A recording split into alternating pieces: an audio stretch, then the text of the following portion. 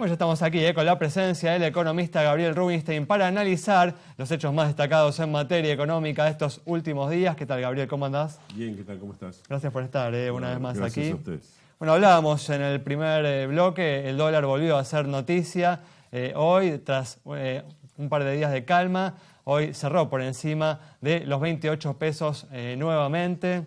Gabriel, le está costando, ¿no?, a la nueva conducción, parece controlar el mercado cambiario, que parecía, ¿no?, que lo tenía contenido y hoy se le volvió a escapar un poquito. A ver, hoy subió 30, 35 centavos, pero a la par que el real, que otras monedas, y con intervención de 100 millones de dólares habituales de licitaciones, yo no diría que es una cosa de descontrol y digamos que creo que está dentro de una, llamémosle, mini flotación razonable, ¿no? Pero pongámosle, Gabriel, que la presión, ¿no?, en el mercado cambiario continúa mañana, que continúa la presión sobre el dólar continúa subiendo. ¿Lo ves al Banco Central interviniendo en forma más decidida? Yo creo que sí. O sea, tiene aproximadamente 2.000 millones acordados y seguramente si las cosas se pusieran peor, intervendrían y después darían explicaciones al fondo o buscarían maneras de intervenir. Creo que hay, en la nueva conducción del Banco Central hay más conciencia de lo importante que es tener el dólar estable.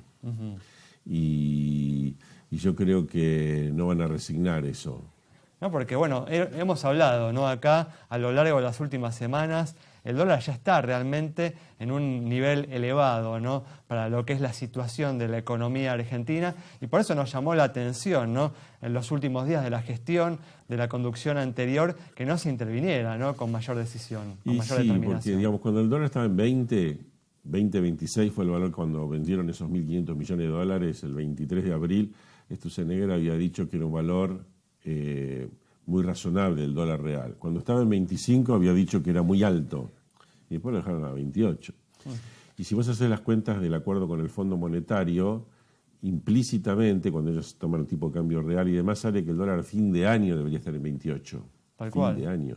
Sí. Entonces, la verdad que el Banco Central, si sube el dólar, para mí debería intervenir, creo que va a intervenir y no va a tener tanto problema en explicar al Fondo Monetario por qué interviene. ¿Qué sucede, Gabriel, si la situación internacional continúa complicándose, ¿no? Porque como comentábamos en el primer bloque, hoy cayó el real, cayó el peso mexicano, el peso chileno, cayeron monedas europeas, también monedas así de la moneda de Turquía, la moneda de Polonia.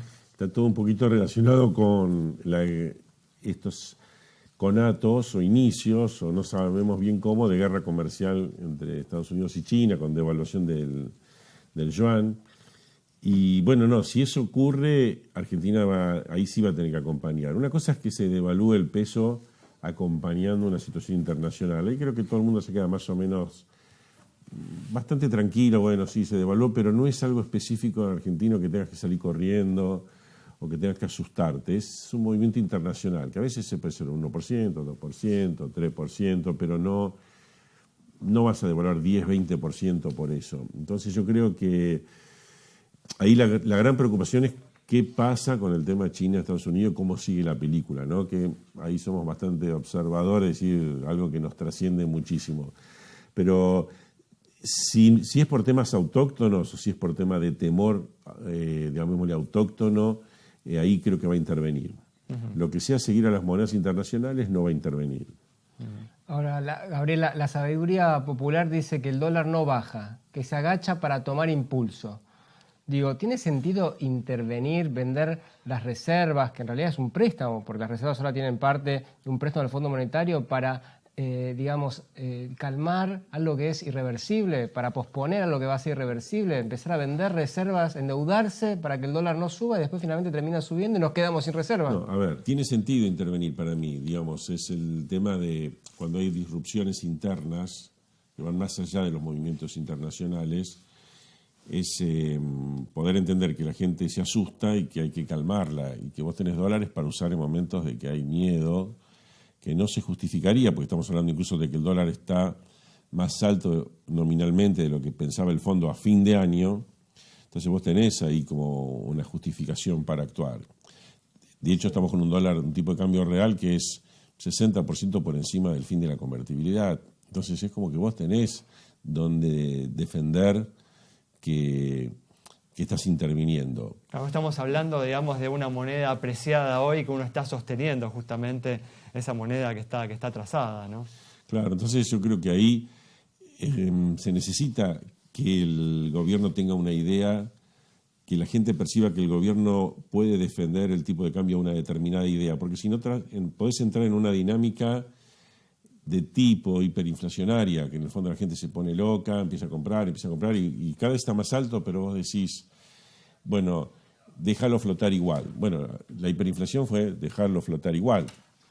También hay algunos que proponen el tema del overshooting, ¿no? Para explicar un poquito qué es esto, de dejarlo flotar hasta cierto nivel bastante alto y recién empezar a intervenir ahí, ¿no? Y no ir vendiendo a reservas de a poquito y que siempre se te esté escapando, vas corriendo de atrás.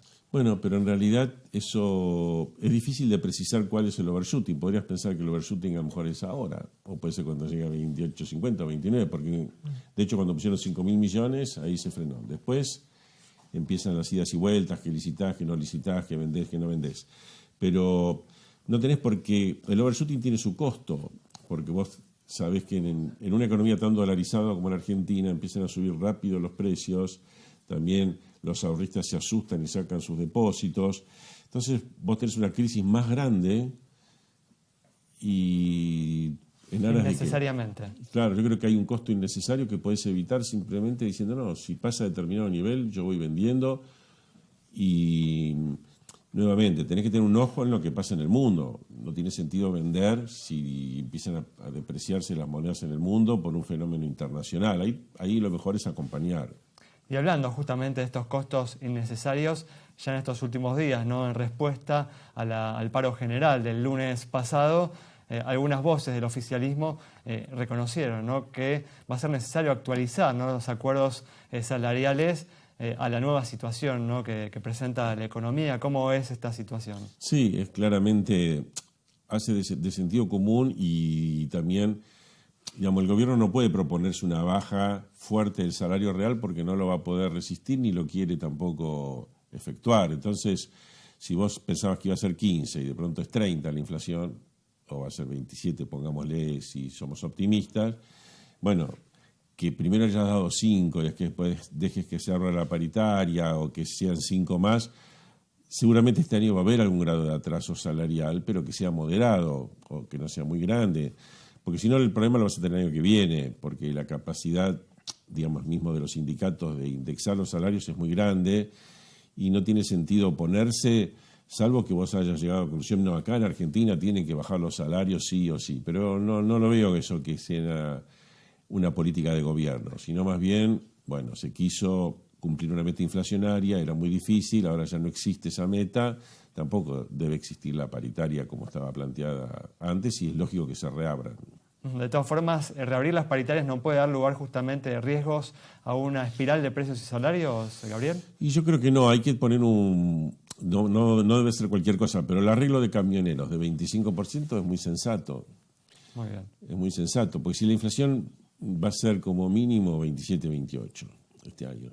Muy bien. Es cierto que se van retroalimentando, pero salvo que vos quieras que el salario sea un ancla y se desfase mucho, pero nuevamente eso es un poco irrealista, no tiene mucho sentido. Bueno, nos vamos entonces con el análisis del economista Gabriel Rubinstein. Nos reencontramos el próximo viernes a las 20 horas aquí en Metro.